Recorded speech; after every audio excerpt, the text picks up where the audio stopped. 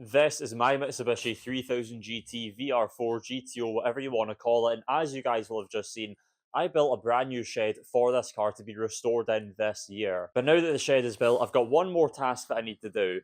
Getting this thing running again. Now, if I just open the bonnet, you guys can see this engine is clearly not in any condition to be running. And the reason behind that is because this car is overfueling a lot. So I took out the spark plugs, the fuel injectors, to double check that there was no damage within the cylinders because I didn't know how long this car has actually been overfueling for. I don't know if previous owners were just neglecting it, which they probably were looking at the state of it. So I wanted to make sure that I didn't have any signs of anything seriously wrong within the engine.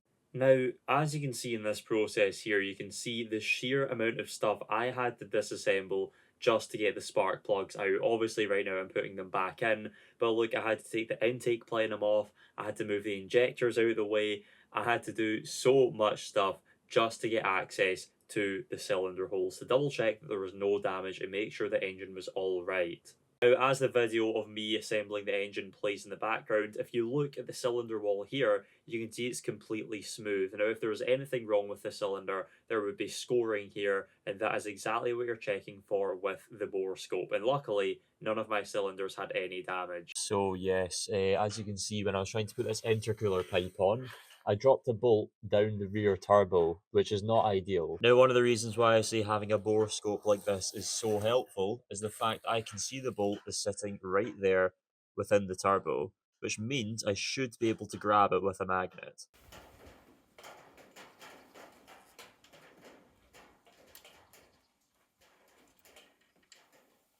Look at that. Fantastic. There we are. This little guy could have cost me a world of pain, but thankfully you've got one of these telescopic flexible magnet things. Honestly, worth every penny. And with the bolt out of the way, the reassembly of the top half of the engine began again. Now, of course, 3000 GTs are known to be complex cars, and oh my god, you can really see here just how much stuff needs to be disassembled just to get the spark plugs done on these cars. It is crazy. Okay, so the clasps are now on. That's secure enough, probably. But the thing is, I actually remember just when I was assembling all of this that the previous owner that I bought this car from, who was also trying to fix it, installed a kill switch in the fuel pump. Now, the really weird thing about the kill switch is even if the kill switch is off, the car still runs.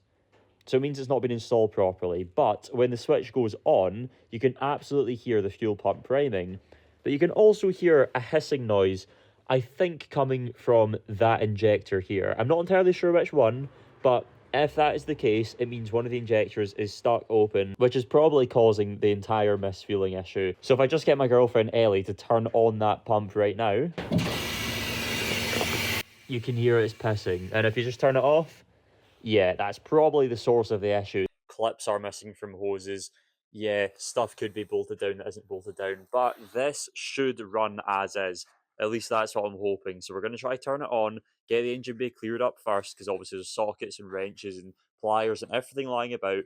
But I think this is going to start first time, hopefully. Well, the headlights seem to work. That's always a bonus. Fans are kicking in because they're wired on 24/7, but fingers crossed this starts.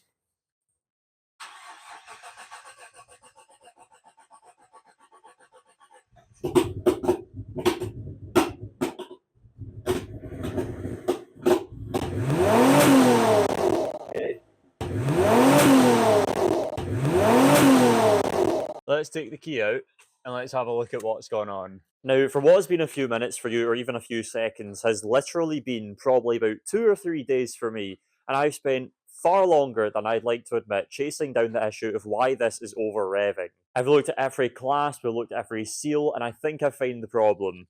And it's this guy right here. This is the rear turbo intake seal for on top of the rear turbo, where the air passes through the intercooler and goes into the rear turbo. And I believe it's perished. Well, it should not come out now. Oh, come on, buddy. This is one of the many reminders I need to go back to the gym.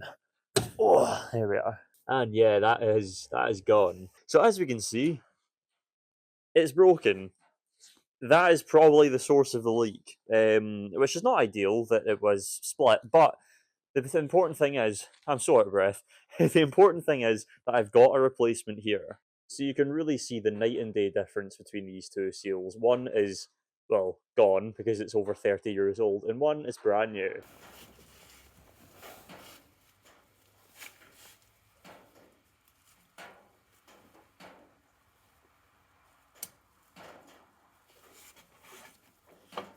That has gone in so much easier than the old one, so I'm hoping that's a good sign.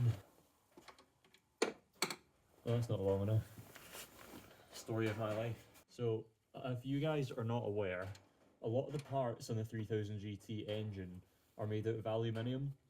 So what I really don't want to do is end up stripping threads, because even though aluminium, yeah, is a good metal, it's very soft, very lightweight, very good for what it does, but it's very soft. And this is also 30-year-old aluminium, so I'd really rather not strip threads, especially on the turbo, on the heads, anywhere important. To be honest, I'd rather not strip them anywhere, just in particular not these places. So that looks like it's been threaded properly. So let's grab the ratchet and fire it in. Now that feels tight to me. I can't get my nail under it. So you know what, I'm happy with that. So this is attempt number 2 starting the GTO, and to be honest, I'm pretty nervous, but I've checked everything. Hopefully everything should be working properly apart for the overfueling, but overfueling shouldn't matter if there's no extra air getting into the system. But this is the moment of truth.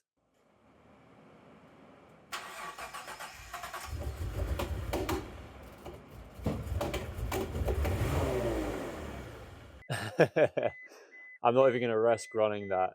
So, in my hand, I have the ECU for this car, and if you guys are unaware, these cars have a real problem with the capacitor starting to leak.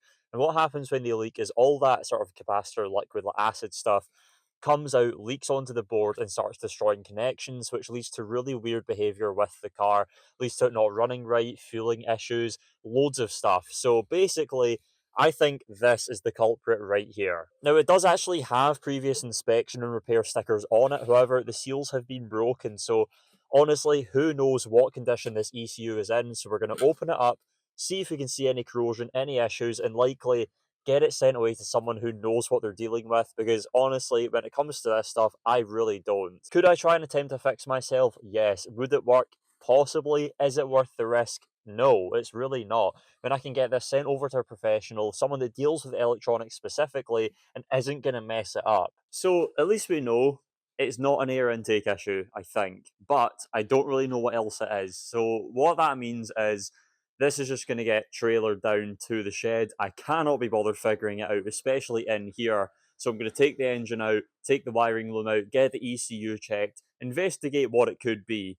But at this point in time, I really don't know.